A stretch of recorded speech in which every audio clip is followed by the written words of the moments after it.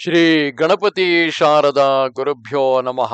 ಗುರುಬ್ರಹ್ಮ ಗುರುರ್ವಿಷ್ಣು ಗುರುದೇವೋ ಮಹೇಶ್ವರ ಗುರು ಸಾಕ್ಷಾತ್ ಪರಬ್ರಹ್ಮ ತಸ್ಮೈ ಶ್ರೀ ಗುರವೇ ನಮಃ. ಶ್ರೋತೃಗಳಿಗೆ ಸ್ವಾಮಿ ಶ್ರೀ ಬ್ರಹ್ಮಚೈತನ್ಯ ಸದ್ಗುರು ಗೋಂದಾವಲೇಕರ್ ಮಹಾರಾಜ್ ಇವರ ಪ್ರವಚನಗಳ ಕನ್ನಡ ಭಾಷಾಂತರಕ್ಕೆ ಸ್ವಾಗತ.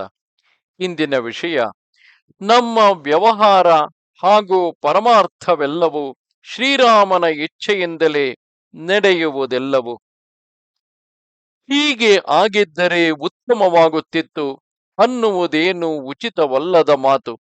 ಆದದ್ದೆಲ್ಲವೂ ಉತ್ತಮವೇ ಆಯಿತು, ಹಾಗೂ ಅದು ಶ್ರೀರಾಮನ ಇಚ್ಛೆಯಿಂದಲೇ ಆಯಿತು.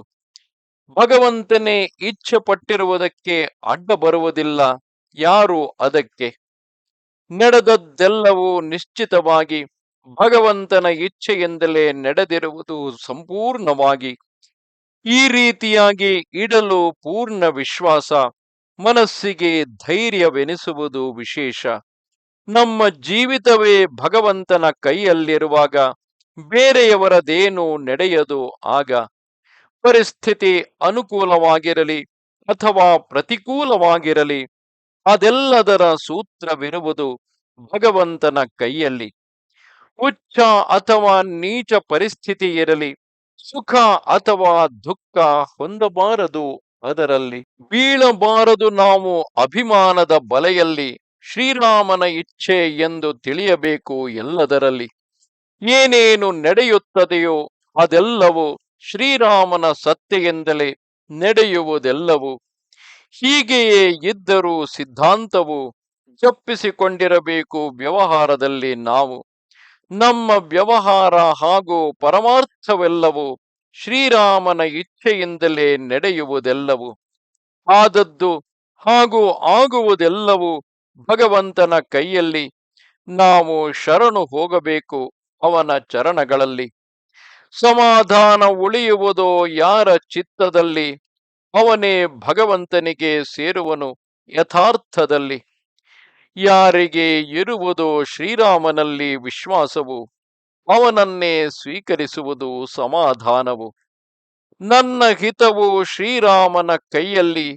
ಈ ರೀತಿಯಾದ ವಿಶ್ವಾಸವಿದ್ದರೆ ಹೃದಯದಲ್ಲಿ ಸಮಾಧಾನ ಪ್ರಾಪ್ತವಾಗುವುದು ಜೀವನದಲ್ಲಿ. ನಾವು ಶ್ರೀರಾಮನವರೆಂದು ತಿಳಿದು ಮನಸ್ಸಿನಲ್ಲಿ ಕಾಯ್ದುಕೊಳ್ಳಬೇಕು ಸಮಾಧಾನವನ್ನು ನಿರಂತರದಲ್ಲಿ. ನಾನು ನನ್ನದೆಂಬುದನ್ನು ಮಾಡಬೇಕು ಶ್ರೀರಾಮಾರ್ಪಣ, ಅಂದರೆ ಪ್ರಾಪ್ತವಾಗುವುದು ಸಮಾಧಾನ ಸಂಪೂರ್ಣ. ಭರವಸೆ ಇಡಬೇಕು ಶ್ರೀರಾಮನಲ್ಲಿ. ಜೀವನ ಬಾಳಬೇಕು ಆನಂದ ಹಾಗೂ ಸಮಾಧಾನದಲ್ಲಿ. ಅಂತರಂಗದಲ್ಲಿದ್ದರೆ ಸಮಾಧಾನ, ಇದೇ ನಿಜವಾದ ಸಾಧನ. ನೋಡಬಾರದು ಹೆಚ್ಚು ಕಡಿಮೆ ಏನು ಸಂಸಾರದಲ್ಲಿ. ಇಟ್ಟುಕೊಳ್ಳಬೇಕು ಸಮಾಧಾನವನ್ನು ಅದರಲ್ಲಿ. ಯಾವಾಗ್ಗೆ ಎಂಥದೇ ಇರಲಿ ಪರಿಸ್ಥಿತಿ, ಆವಾಗ್ಗೆ ಕಾಯ್ದುಕೊಳ್ಳಬೇಕು ಆ ಪರಿಸ್ಥಿತಿಯಲ್ಲಿ ಸಮಾಧಾನವನ್ನು. ಯಾವ ಪರಿಸ್ಥಿತಿಯಲ್ಲಿ ಇಡುವನೋ ಶ್ರೀರಾಮನು, ಕಾಯ್ದುಕೊಳ್ಳಬೇಕು ಆ ಪರಿಸ್ಥಿತಿಯಲ್ಲಿ ಸಮಾಧಾನವನ್ನು.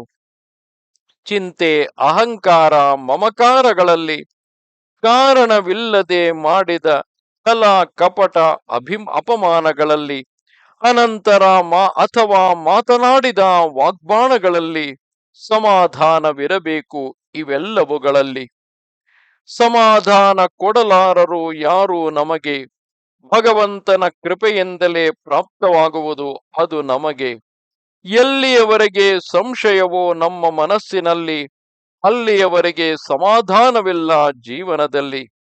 ವಿಷಯದ್ದೇ ಹಾಕಿದೆವು ನೀರು ಗೊಬ್ಬರವನ್ನು, ಅಂದ ಮೇಲೆ ಹೇಗೆ ಪಡೆಯುವೆವು ಸಮಾಧಾನವನ್ನು. ಎಲ್ಲಿಯವರೆಗೆ ಇರುವುದು ದೃಶ್ಯದ ಅರಿವು, ಅಲ್ಲಿಯವರೆಗೆ ಇರುವುದಿಲ್ಲ ಸಮಾಧಾನವು. ಸಮಾಧಾನದ ಸ್ಥಿತಿ ಉಪಾಧಿರಹಿತವಾಗಿರಬೇಕು ವೃತ್ತಿ. ಎಲ್ಲಿ ಇಡಬೇಕು ಮನಸ್ಸನ್ನು, ಅಂದರೆ ಪಡೆಯುವೆವು ಸಮಾಧಾನವನ್ನು. ಸಮಾಧಾನವಲ್ಲ ದೇಹದ ಲಕ್ಷಣವು, ಮನಸ್ಸಿನಿಂದಾಗಬೇಕು ಭಗವಂತನವರು ನಾವು.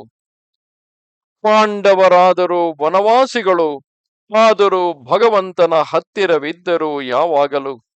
ಪಾಂಡವರಾದರೂ ಭಗವಂತನ ಭಕ್ತರು, ಆದರೂ ತಪ್ಪಿಸದಾದರೂ ವನವಾಸವನ್ನವರು. ಅವರು ಮಾಡಿದರು ಭಗವಂತನ ಸ್ಮರಣೆಯನ್ನು, ಆದ್ದರಿಂದಲೇ ಉಳಿಸಿಕೊಂಡರು ಸಮಾಧಾನವನ್ನು. ಈಗ ನಾನಾದೆನು ಶ್ರೀರಾಮನವನು, ಇಟ್ಟುಕೊಳ್ಳಬೇಕು ಮನಸ್ಸಿನಲ್ಲಿ ಈ ವಿಚಾರವನ್ನು. ಈ ರೀತಿಯಾಗಿದ್ದರೆ ಮನಸ್ಸಿನಲ್ಲಿ ಸಮಾಧಾನ ಪ್ರಾಪ್ತವಾಗುವುದು ಅಲ್ಲಿ. ಸರ್ವಕರ್ತ ಶ್ರೀರಾಮನು ಚಿತ್ತದಲ್ಲಿ ಇಟ್ಟುಕೊಳ್ಳಬೇಕು ಇದನ್ನು, ಸಮಾಧಾನ ಬಂದು ಸೇರುವುದು ಅವನನ್ನು. ನಮಸ್ತೆ ಶಾರದೆ ದೇವಿ ಕಾಶ್ಮೀರ ಪುರವಾಸಿನಿ, ತ್ವಾಮಹಂ ಪ್ರಾರ್ಥಯೇ ನಿತ್ಯಂ, ವಿದ್ಯಾದಾನಂಚ ದೇಹಿ ಮೇ. ನಮಸ್ಕಾರ.